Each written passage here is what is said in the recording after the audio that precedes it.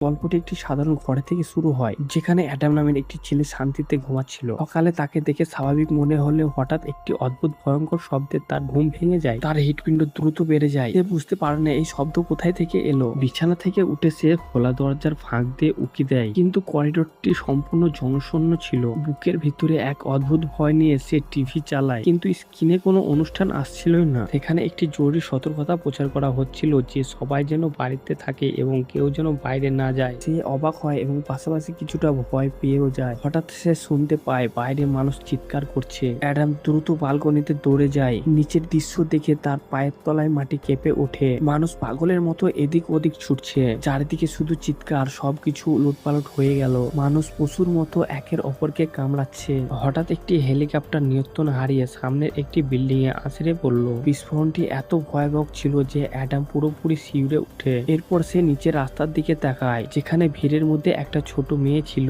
সে ভেবেছিল মেয়েটি হয়তো হারিয়ে গেছে, কিন্তু পরের মুহূর্তে মেয়েটি তার পাশে পড়ে থাকা একটা ব্যক্তিকে পশুর মতো কামড়াতে শুরু করে এবং তাকে আক্রমণ করে। এটা দেখে অ্যাডাম আতঙ্কিত হয়ে পড়ে এবং বুঝতে পারে সে যাদেরকে দেখছে তারা আর মানুষ নেই, বরং জম্বিতে পরিণত হয়েছে। ভয়ে অ্যাডাম ভেতরে দৌড়ে চলে আসে এবং বালকনি লক করে দেয়। সে জানতো যে এই ভাইরাস দ্রুত ছড়িয়ে পড়ছে, তাই ভয় হচ্ছিল যে সে নিজেও এই ভাইরাসের শিকার হতে পারে। ভয়ে তার দম বন্ধ হয়ে আসছিল। সে নিজেকে স্বাভাবিক করতে পারছিল না। ঠিক তখনই দরজায় জোরে ধাক্কা পড়ে। অ্যাডাম ভয়ে দরজার সামনে গিয়ে দেখে সেখানে তার প্রতিবেশী দাঁড়িয়ে আছে। মানবিকতার খাতিরে সে দরজা খুলে দেয়, কারণ তার প্রতিবেশী তাকে বিশ্বাস করিয়েছিল যে সে আক্রান্ত নয়। লোকটি বলে যে তার বন্ধুরা আক্রমণ করেছিল, কিন্তু সে কোনো মতে বেঁচে ফিরেছে। ঠিক সেই সময় অ্যাডাম তার ঘাড়ের পিছনে কামড়ানোর দাগ দেখতে পায়। অ্যাডাম বুঝতে পারে এই লোকটি কিছুক্ষণের মধ্যে জম্বি হয়ে যাবে। অ্যাডাম যখন ভাবছে কি করবে, তখন লোকটির চোখ সাদা হয়ে যেতে শুরু করে। নিজের নিরাপত্তার জন্য অ্যাডাম একটি ছুরি তুলে নেয়। তার চোখ আগে সাদা হয়ে গিয়েছিল, এখন তার পুরো শরীর অদ্ভুতভাবে মুচড়ে যেতে থাকে। তার মুখ দিয়ে রক্ত ঝরছিল এবং সে পুরোপুরি একটি জম্বিতে পরিণত হয়। অ্যাডাম চিৎকার করে বলে, আমার বাড়ি থেকে বেরিয়ে যাও, কিন্তু লোকটি এখন তার দিকে তেড়িয়ে আসছিল। নিজেকে বাঁচাতে অ্যাডাম কিছু একটা তুলে নিয়ে তাকে আঘাত করে এবং তাকে ঘরের দরজার বাইরে ধাক্কা দিয়ে বার করে দেয়। সে দ্রুত ঘরের দরজা বন্ধ করে দেয়। দরজার ফুটো দিয়ে সে দেখতে পায় তার প্রতিবেশীকে বাইরে বের করে দেওয়ার সাথে সাথেই বাইরে দাঁড়িয়ে থাকা সব জম্বিরা ক্ষুধার্ত হিংসের মতো তার উপর ঝাঁপিয়ে পড়ে। হাত কাঁপতে কাঁপতে অ্যাডাম দরজা লক করে দেয় এবং দরজার সামনে ভারী আসবাবপত্র রেখে দেয়। সে ভীষণ আতঙ্কিত ছিল। সে বুঝতে পারে যে এই ফ্ল্যাটে সে সম্পূর্ণ একা। ফোনে মেসেজ চেক করার পর সে তার বাবা মায়ের ট্র্যাক পায়। তারা লিখেছিল যে শহর শেষ হয়ে যাচ্ছে, সব রাস্তা বন্ধ, তারা তার কাছে পৌঁছাতে পারবে না। তারা শুধু অনুরোধ করছে সে যেন ঘরে থাকে এবং বেঁচে থাকে। সন্ধ্যা হয়ে এলো। সে চরম হতাশায় এবং দুশ্চিন্তায় ভুগছিল। সে নিজেকে স্বাভাবিক শান্ত রাখতে অনেকগুলো মোটিভেশনাল নোট লিখে এবং সারা ঘরে টাঙিয়ে দেয়। সে ঘরে সব খাবার জমিয়ে রাখে এবং সেগুলিকে এমন ভাবে ভাগ করে যাতে অনেক দিন পর্যন্ত বেঁচে থাকা যায়। এইভাবে দিন কাটতে থাকে এবং এক সপ্তাহ পার হয়ে যায়। সে প্রতিদিন তার ল্যাপটপ ভিডিও ডায়েরি রেকর্ড করে, যাতে তার মনে হয় সে কারোর সাথে কথা বলছে। সে প্রতিদিন তার বাবা মাকে ফোন করার চেষ্টা করে, কিন্তু কোনো উত্তর পায় না। এক সময় জল শেষ হয়ে যায়, এমনকি জলের পাইপগুলো শুকিয়ে যায়। এক ফোঁটাও জল আর আসছিল না। খাবারও প্রায় শেষ। তার মনে হচ্ছিল সে হয়তো এই শহরের শেষ জীবিত মানুষ। একদিন যখন সে কম্পিউটার ব্যবহার করছিল, তখন ছাদ থেকে একটা শব্দ শুনতে পায়। সে যে কোনো বিপদের জন্য নিজেকে প্রস্তুত করে নেয়। হঠাৎ উপরের ভেন্টিলেশন ভেঙে পড়ে এবং একটা জম্বি তাকে আক্রমণ করে। সে ভয় পেয়ে যায়, কিন্তু জম্বিটি তবুও তাকে আক্রমণ করতে আসছিল। অ্যাডাম তার পথ থেকে সরে যায় এবং শক্ত কিছু দিয়ে তার মাথায় আঘাত করে। অবশেষে সে তাকে মেরে ফেলে এবং এরপর সে বেঁচে যায়। এই প্রথম সে কাউকে হত্যা করলো। আতঙ্কিত হয়ে পড়ে সে মৃতদেহটি একপাশে সরিয়ে রাখে এবং ভেন্টিলেশনটি আবার বন্ধ করে দেয়। সেখানে শক্ত করে ট্যাপ লাগিয়ে দেয় যাতে আর কেউ আসতে না পারে। দিন দিন তার বিপদ বেড়েই চলছে। সে ক্রমশই আরো হতাশা হয়ে পড়েছিল। একদিন হঠাৎ তার ফোন বেজে ওঠে। এইবার তার মায়ের কণ্ঠ শোনা যায়। তার মনে আশার আলো জ্বলে ওঠে। অবশেষে তার মা তাকে মেসেজ পাঠিয়েছে। সে মেসেজটি শোনে। তার মা তাকে বলে যে এই জম্বিরা এখন তাদের শহরে পৌঁছে গেছে। তিনি জানেন না এই জীবনে তাদের আর কখনো দেখা হবে কিনা। এই কথাগুলো শুনে অ্যাডাম খুব ভেঙে পড়েছিল। ঠিক পরের মুহূর্তে মেসেজের ভিতরে একটা অদ্ভুত শব্দ শোনা যায়। সেই শব্দ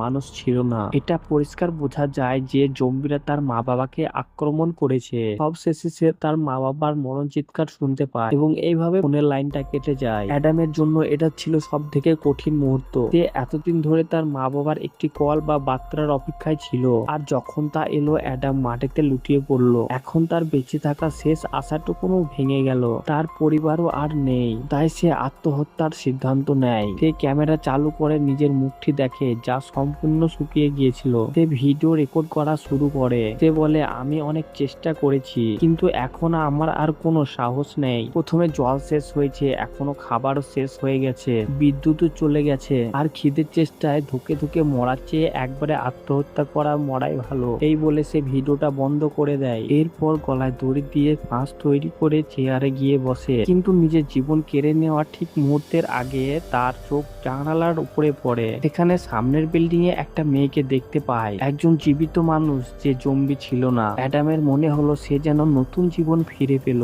সাথে সাথে সে আত্মহত্যার সিদ্ধান্ত ত্যাগ করে নিচে নেমে আসে। তাড়াহুড়ো করে নামতে গিয়ে তার গলা শুকিয়ে আসছিল। কাঁচতে কাঁচতে সে জানালার কাছে দৌড়ে যায়। ওই মেয়েটিও তাকে দেখতে পায়। প্রথমে মেয়েটি ভেবেছিল অ্যাডাম হয়তো কোনো জম্বি। এই ভয়ে সে জানালার পর্দা টেনে দেয়, কিন্তু অ্যাডাম তখন আশা ছাড়েনি। অ্যাডাম পরের দিন পর্যন্ত অপেক্ষা করলো। সে জানালার সামনে বসেছিল, কখন মেয়েটি আবার জানালার কাছে আসবে সেই আশায়। মেয়েটি জানালার কাছে আসায় অ্যাডাম একটি কাগজে হাই লিখে মেয়েটিকে দেখালো। মেয়েটি বুঝতে পারলো অ্যাডাম কোনো জম্বি নয়। অ্যাডামের মতো মেয়েটি একই অনুভূতি ছিল।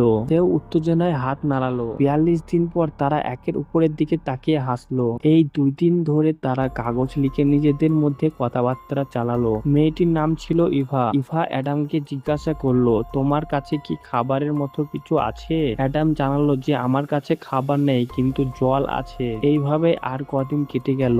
একদিন প্রচন্ড বৃষ্টি শুরু হলো। অ্যাডাম খুব খুশি হলো, কারণ সে জলের একটি উৎসাহ খুঁজে পেল। সে বালকনিতে সব বাসনপত্র রেখে দিল জল জমানোর জন্য।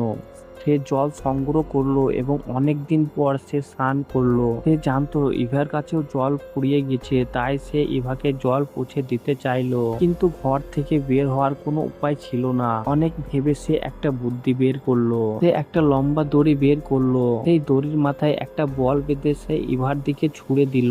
ইভা বলটি নেওয়ার সাথে সাথেই অ্যাডাম জলের বোতলটি ইভার দিকে পাঠাতে চাইলো, কিন্তু জলের বোতলটি ব্যালকনিতে লাগার সাথে সাথেই ভীষণ শব্দ হলো। সেই শব্দের আশেপাশে থাকা জম্বিরা আকর্ষিত হলো। দড়ির ওই পাশে একজন জ্যান্ত মানুষকে দেখে জম্বিরা ইভার বিল্ডিং এর উপরে উঠতে শুরু করলো। অ্যাডাম এইসব দেখে ইভাকে বাঁচাতে জম্বিদের উপরে একটা বোতল ছুঁড়ে মারলো, যাতে তাদের মনোযোগ ঘুরে যায়। সে তার কাজে সফল হলো। জম্বিদের নজর এখন অ্যাডামের দিকে গেল এবং তারা তার বিল্ডিং এ চড়তে শুরু করলো। অ্যাডাম একটি বেসবলের ব্যাট নিয়ে তৈরি হয়েছিল। জম্বিটি তার কাছাকাছি আসতেই অ্যাডাম তার মাথায় জোরে আঘাত করলো। জম্বিটি নিচে পড়ে মারা গেল।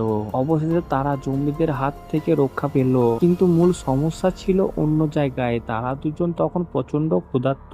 অ্যাডাম জানতো যদি সে খাবার না পায় তবে তার মৃত্যু নিশ্চিত, কিন্তু সে যদি খাবার খোঁজার জন্য সামান্য ঝুঁকি নেয় তবে বেঁচে থাকা অন্তত কিছু আশা থাকবে। এই ভেবে সে অবশেষে ঘর থেকে বেরিয়ে এলো এবং চারপাশে তাকালো। সেখানে কোনো জম্বি ছিল না। সে দেখতে পেল তার প্রতিবেশী মৃতদেহটি মাটিতে পড়ে আছে। সে দ্রুত লোকটির পকেট থেকে চাবিগুলো বের করে নিল, যাতে তার ঘর থেকে কিছু খাবার সংগ্রহ করতে পারে, কিন্তু এর মধ্যে একদল জম্বি সেখানে চলে আসে। অ্যাডাম বুঝতে পারলো তার নিজের অ্যাপার্টমেন্টে ফিরে যাওয়ার মতো পর্যাপ্ত সময় নেই। জম্বিদের হাত থেকে নিজেকে বাঁচাতে ওই মৃতদেহের পাশে শুয়ে পড়লো এবং অন্য একটি দেহ নিজের কাছে টেনে নিল। সেও মৃত হওয়ার ভান করতে লাগলো। পুরনো লাশের গন্ধের কারণে জম্বিরা ভাবলো অ্যাডামও মৃত, তাই তারা সামনের দিকে এগিয়ে গেল।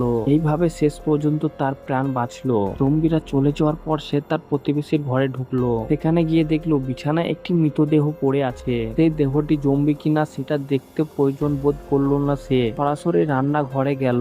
রান্নাঘরের জিনিসপত্র দেখে তার খুশির সীমা রইল না। তার জন্য সেখানে যেন এক গুপ্তধন অপেক্ষা করছিল। সেখানে প্রচুর টিনজার খাবার এবং জল, আরো অনেক কিছুই ছিল। সে দ্রুত তার ব্যাগ গোছাতে শুরু করলো। হঠাৎ অন্ধকার থেকে কেউ একজন তাকে আক্রমণ করলো। সে ভেবেছিল ওটা কেবল একটি লাশ, কিন্তু আসলে সেটি ছিল জম্বি। নিজেকে বাঁচাতে অ্যাডাম একটি ল্যাম্প তুলে তার মাথায় ছুঁড়ে মারলো, কিন্তু এই জম্বিটি অত সহজে মারা ছিল না। সে আবার অ্যাডামকে আক্রমণ করলো এবং অ্যাডাম নিচু হয়ে নিজেকে বাঁচালো। এবার শেষ আঘাতে জম্বিটিকে মেরে ফেলতে হতো, তা না হলে সংক্রমিত হয়ে যাওয়ার ঝুঁকি বেড়ে যেত। সে একটা কুড়াল তুলে নিল এবং জম্বিটির উপরে আঘাত করলো, যার ফলে অবশেষে জম্বিটি মারা গেল। এরপর অ্যাডাম সব জিনিসপত্র নিয়ে নিজের ঘরে ফিরে এলো। সে নিজেকে ভালোভাবে পরীক্ষা করে দেখলো শরীরের কোনো ক্ষত বা কাটা দাগ আছে কিনা। পরীক্ষা হওয়ার পর সে দুটো ওয়ার্কিং টকি খুঁজে পেল। খাবার পাওয়ার চেয়েও এটি তার বেশি আনন্দ দিল, কারণ সে ভীষণ একান্তিত অনুভব করছিল এবং কারোর সাথে কথা বলতে চাইছিল। সে তার সব কাজ ফেলে রেখে অনেকগুলো কাপড় দিয়ে একটা জিপ লাইন তৈরি করলো এবং ওয়াকিটকিটি ব্যালকনিতে নিয়ে গেল। সেই রাতেই প্রথমবারের মতোই তারা একের উপরের কণ্ঠের স্বর শুনতে পেল।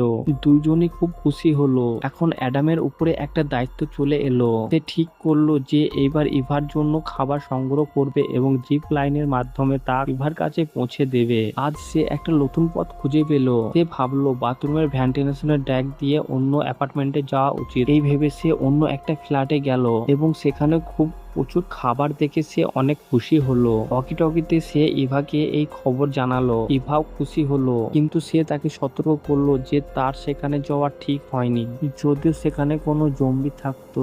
যখন তারা কথা বলছিল হঠাৎ অ্যাডামের পেছনে কেউ একজন এলো। সেখানে ছিল একজন বৃদ্ধ লোক। বৃদ্ধকে দেখে অ্যাডাম চমকে উঠলো, কিন্তু সে বুঝতে পারলো এই লোকটি জম্বি নয়। বৃদ্ধ তাকে জিজ্ঞাসা করলো, তুমি এখানে কি করছো আর কোথা থেকে এলে? অ্যাডাম জানালো সে ভেন্টিলেশন দিয়ে এসেছে এবং তার শুধু কিছু খাবারের দরকার। বৃদ্ধ লোকটি বেশ তখন ভালোই ছিলেন। তিনি অ্যাডামকে ভালো খাবার ও জল খেতে দিলেন এবং বাড়িতে নেওয়ার জন্য কিছু জিনিস দিলেন। কিন্তু অ্যাডাম যখন বাড়ি ফেরার জন্য রওনা হতে যাবে, ঠিক তখনই বৃদ্ধ লোকটি পিছন থেকে তাকে আক্রমণ করে। যখন অ্যাডামের জ্ঞান ফিরল, সে দেখলো সে একটি ঘরে বসে আছে এবং তার সামনে একটা রক্তমাখা জম্বি নারী বসে আছে, যে তাকে আক্রমণ বা খেতে চাইছে। আর ওই বৃদ্ধ লোকটি দাঁড়িয়ে সব দেখছে। অ্যাডাম তাকে জিজ্ঞাসা করলো, আপনি কেন এমন করলেন? বৃদ্ধটি বললেন, ও আমার স্ত্রী, আমি ওকে খুব ভালোবাসি, আমি ওকে মেরে ফেলতে পারবো না, তাই আমি ওর জন্য জ্যান্ত মানুষ ধরে আনি যাতে ও তাদের খেতে পারে। এই কথা শুনে অ্যাডাম ভীষণ রেগে যায়। নিজেকে বাঁচাতে সে গায়ের জোরে বাঁধন ছিঁড়ে ফেলে। বৃদ্ধ তাকে থামানোর চেষ্টা করলে অ্যাডাম নিজেকে বাঁচাতে তাকে ধাক্কা দিয়ে বিছানায় ফেলে দেয়। তখন তার নিজের স্ত্রী তাকে খেয়ে ফেলে। অবশেষে অ্যাডাম সেখান থেকে বেঁচে ফিরে নিজের অ্যাপার্টমেন্টে যাওয়ার পর ইভার একটা কল পায়। ইভা তাকে জানায় যে জম্বিরা তার অ্যাপার্টমেন্টে ঢুকে পড়েছে। ইভাকে বাঁচাতে অ্যাডাম বৃদ্ধের ব্যালকনি থেকে লাফ দেয়, কিন্তু সে নিচে পড়ে যায়। ইভা সেই জিপলাইন অ্যাডামের দিকে ছুড়ে দেয়, যা দিয়ে তারা জিনিসপত্র আদান প্রদান করত। সেই কাপড় ঝুলে সময় নষ্ট না করে অ্যাডাম ইভার দিকে আসছিল, কিন্তু একটি জম্বি পিছন থেকে তার পা চেপে ধরে ঝুলে পড়ে। জম্বিটি উপরে উঠে আসতে পারত, তাই ইভা অ্যাপার্টমেন্টে না গিয়ে অ্যাডাম নিচের তলার অ্যাপার্টমেন্টে চলে যায় এবং দড়িটি খুলে দেয় যাতে জম্বিটি উপরে উঠতে না পারে। সে ইভাকে বলল, তোমাকে এখন নিচে ঝাঁপ দিতে হবে। ইভা খুব ভয় পেয়েছিল, কিন্তু অ্যাডামের সাহসে ভরসা করে সে অ্যাডামের উপর ঝাঁপ দিল। অবশেষে দীর্ঘ সময় পর তারা দুজন একসাথে হতে পেরে খুব খুশি হলো। অ্যাডাম ইভাকে বলল, জম্বিরা এখানে চলে আসবে, আমাদের এখান থেকে বের হতে হবে। তারা ব্যালকনি দিয়ে পালানোর সময় অনেক জম্বির মুখোমুখি হয়। নিজেদের রক্ষা করে তারা অ্যাডামের অ্যাপার্টমেন্টে পৌঁছায়, কিন্তু সেখানে এক বড় বিপদ দেখা দেয়। ইভা অ্যাডামের ঘরে ঢুকে পড়ে, কিন্তু একদল জম্বি অ্যাডামকে আক্রমণ করে। অ্যাডামের কাছে একটি বেসবল ব্যাট ছিল। সে জম্বিদের সাথে লড়াই করে এবং তাদেরকে মেরে ফেলে। যখন সে অ্যাপার্টমেন্টের ভিতরে এলো, সে কান্নায় ভেঙে পড়লো। তার সারা শরীর রক্তে ভেজা ছিল। সে ইভাকে বলল, আমাকে মেরে ফেলো, আমি শীঘ্রই জম্বি হয়ে যাব। সে ব্যালকনিতে চলে এলো এবং নিজের শার্ট খুলে ফেললো। সে ব্যালকনি থেকে লাফ দিতে যাচ্ছিল, কিন্তু ইভা তাকে থামিয়ে দিল। অ্যাডাম, তুমি ঠিক আছো? তোমার শরীরের কামড়ানো কোনো চিহ্নই নেই, এগুলো সব জম্বিদের রক্ত। তারা দুজন বেঁচে ছিল। একের অপরকে জীবিত দেখে তারা অত্যন্ত আনন্দিত হলো। তারা আরো নতুন করে বেঁচে থাকার স্বপ্ন দেখছিল, কিন্তু তাদের এই মিলনের আগে অ্যাডামের ঘরের বাইরে আরো জম্বি আসতে শুরু করে। তারা দরজার সামনে একটা ফ্রিজ ঠেলে দিয়ে সেখানে আটকে দেয়, যাতে জম্বিরা দরজা না খুলতে পারে। তারা একের অপরকে কথা দেয় যে শীঘ্রই তারা এই জম্বির পরিস্থিতি থেকে মুক্ত পাবে এবং একসাথে জীবন কাটাবে। তারা একের অপরকে জড়িয়ে ধরে, আর এইভাবে সিনেমাটি শেষ হয়ে যায়।